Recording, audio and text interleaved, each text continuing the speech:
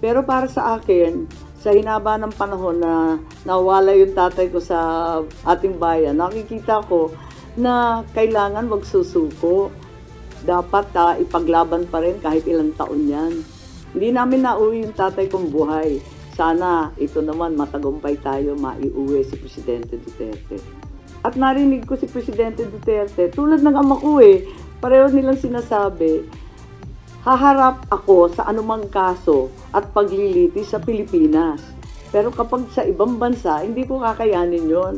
Kasi syempre yung tatay ko, di ba, dinala rin sa US. Ayun. Sabi niya, ayoko. Dapat sa Pilipinas, iuwi ninyo ako, haharapin ko yan. Ganun din ang sinasabi ni Presidente Duterte. Kaya daw niyang sagutin lahat yan, basta dito sa Pilipinas, sa husgadong Pilipino.